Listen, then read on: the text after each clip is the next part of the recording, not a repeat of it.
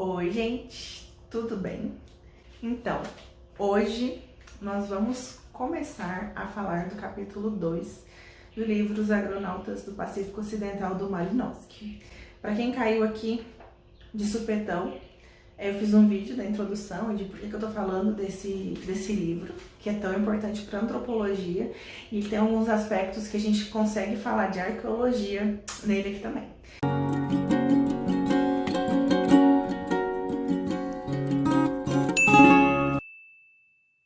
Então vamos lá. O capítulo 2, ele vai introduzir essa região que o Malinowski fez o trabalho dele e vai falar de 3 locais dessa região. Então aqui eu vou mostrar para vocês nesse quadro onde que tá e como que o Malinowski faz essa divisão, como que ele explica pra gente essa divisão dali, para depois, nos próximos capítulos, ele vinha falar do lugar que ele ficou mais tempo.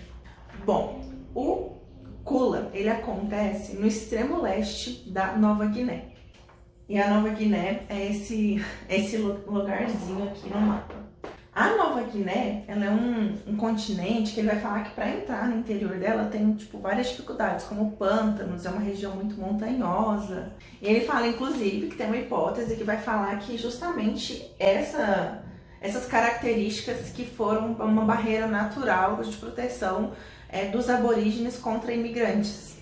E aí aqui a gente tem uma distribuição étnica que ele vai falar que existem 3 grandes etnias, que são os papuás, ou papuas, me perdoem a pronúncia, que eles estão na região mais montanhosa, então eles vão estar mais ou menos nessa parte aqui.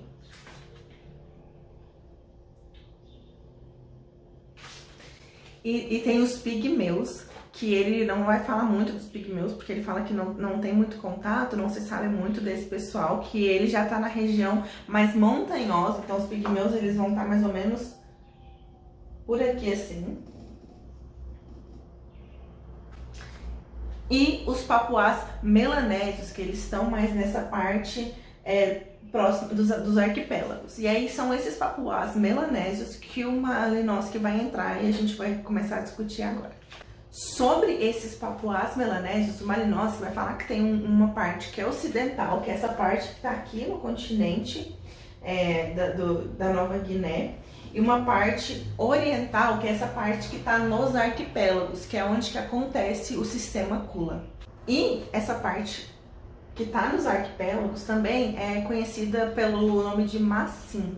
Então, o Malinowski que vai pegar toda essa parte dos arquipélagos, ele vai chamar de distrito Kula, que é onde que acontece o Kula, e ele vai subdividir em 2 partes, que são os Massim do sul e os Massim do norte. E aí, quanto aos Massims do sul, que é essa parte aqui, ele ainda faz outra subdivisão, que é esses Massims do extremo leste, que ele fala que ele não tem muitas informações, e as que tem não são muito confiáveis porque são de terceiros.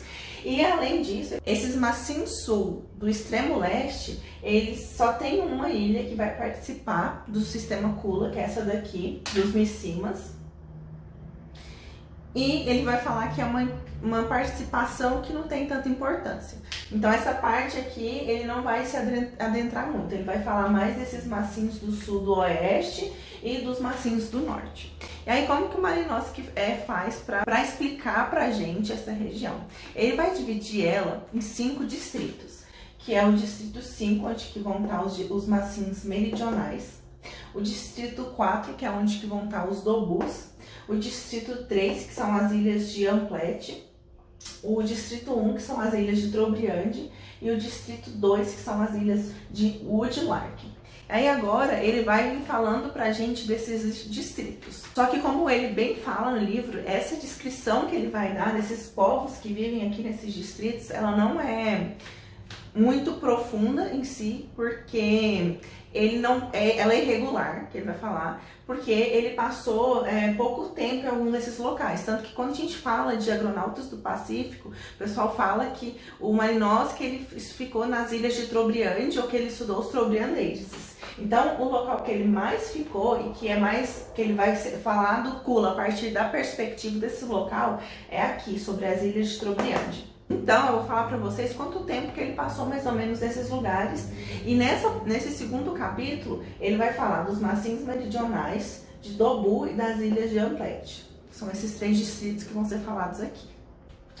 Aqui no distrito 2, que são as ilhas de Woodlark, ele passou somente algumas semanas. No distrito 3, aqui nas ilhas de Amplet, ele passa 1 mês. No distrito 4, que é aqui em Dobu, ele fez somente 3 pequenas visitas. E aqui nos maciços meridionais ele ficou algumas semanas.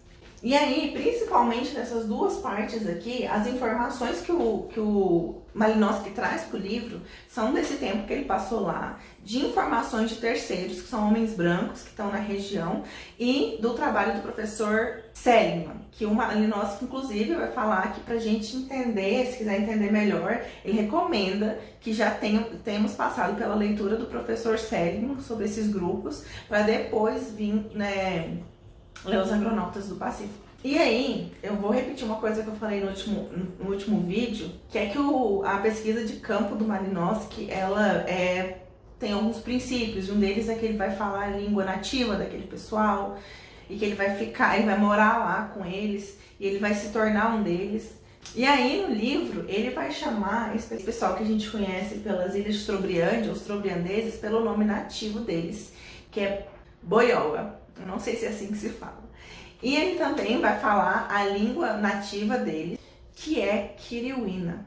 E o Malinowski, em relação ao Kula, ele presenciou algumas partidas de boiola para outros lugares. Ele também presenciou algumas vindas desses comércios para boiola, que é aqui. E ele participou de algumas expedições. E aí, apesar dessas regiões elas terem diferentes culturas e hábitos, ele vai falar que quando está acontecendo o Kula, todos os lugares eles têm as mesmas regras, o que ele chama de cultura Kula. Agora, para descrever a cultura desse povo, ele vai começar como se ele estivesse saindo aqui dessa parte sul, ele vai vir aqui e vai parar nos maciços meridionais, que é essas ilhas que tem aqui, que é o distrito 5. Ele vai falar que as aldeias aqui desses maciços meridionais tem casas que são bem decoradas e caminhos entre essas casas que são delimitados por seixos e locais que tem um círculo também por seixos onde que as pessoas podem sentar.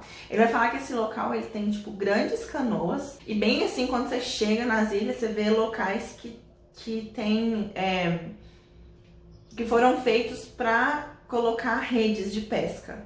Aí aqui ele fala uma coisa que inclusive quando alguns trabalhos de arqueologia mencionam isso que ele fala aqui, mas em outros locais do mundo, que é que quando você vai andando nas aldeias, vai ter lugares que as casas estão bem ornamentadas e estão bem parecida com aquelas que você vê assim que você chega na ilha, só que tem locais que essas casas elas foram deixadas para lá e esses pertences que estavam ali eles foram quebrados e são casas mais velhas. E ele vai falar que isso acontece porque morreu um dos velhos ali dessa aldeia, que aqui nessa região a chefia deles ela é dada para as pessoas, para os homens mais velhos da aldeia. Então ele vai falar que morreu alguém da chefia e aí eles quebram e abandonam aquele lugar. Isso acontece em alguns sítios arqueológicos, tanto paleoíndios quanto ameríndios. Eu uma vez li um trabalho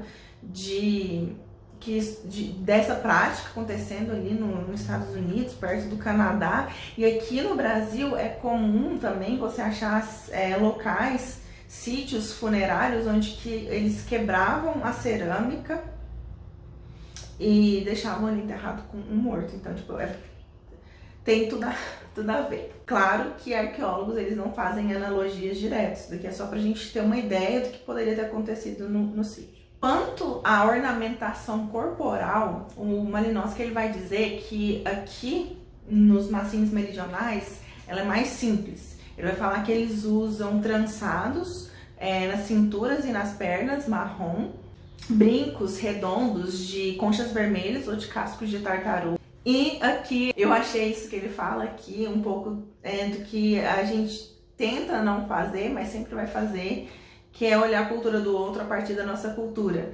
que ele vai falar que os macimbos meridionais, eles são cheirosos, eles gostam, que não dói o nariz quando você chega perto deles. Então ele vai falar que a higiene deles é boa. E aí, tipo, higiene boa a partir do que a gente entende como higiene boa. Aí ele fala que essas pessoas, eles usam ornamentos de flores perfumados, assim, na cabeça. E que os cocares, eles são mais simples, eles são feitos com penas de cacatua branca. Também, antes do advento do homem branco, esses grupos aqui, eles eram canibais e caçadores de cabeças. Então o pessoal daqui, eles saíam de noite, iam para outra aldeia e ele fala que eles se banqueteavam das crianças, das mulheres e dos homens. E que esses círculos de pedra que eu falei ali para você, eles são justamente simbolismos para esses rituais antropofágicos que aconteciam. Esses rituais não acontecem mais por causa de leis que foram determinadas ali na época da colonização, provavelmente, que fala que não pode ter mais antropofagia. A autoridade aqui, ela vai para homens mais velhos da aldeia, e aí são esses homens que fazem a manutenção cultural, que vem as regras e o que pode e o que não pode fazer. Aqui também ele vai falar que eles têm uma estrutura matrilinear. O que significa uma estrutura matrilinear? Significa que a descendência e a posição social do filho, ele vai seguir a linhagem feminina. O Malinowski, ele fala que as mulheres aqui, elas são bem tratadas e que têm uma liberdade sexual muito grande. E que aqui, se a mulher ela tiver poderes mágicos, ela vai ter algum tipo de influência. Essa parte onde que ele fala de mulheres, seria interessante voltar para cá, mas acredito que depois que terminar o livro, para fazer essa leitura de uma perspectiva feminista, porque vocês vão ver que em cada local desses a mulher tem determinados papéis que, apesar deles terem suas diferenças, não são tão diferentes assim. Mas enfim, vamos continuar aqui com os macimbos meridionais. Ele vai falar também que esse pessoal aqui, eles são ótimos artesãos, que eles são ótimos comerciantes e que aquelas canoas que eu falei ali no início, que se encontra aqui, que são canoas grandes, bem ornamentadas, elas são trocadas, elas fazem parte desse comércio, eles não fazem as canoas aqui. E aí também ele vai falar das festas, que eles fazem grandes festas, especialmente voltadas a tradições funerárias, e que essas festas, elas possuem um papel muito grande no Kula. Sobre os macimbos meridionais, é isso.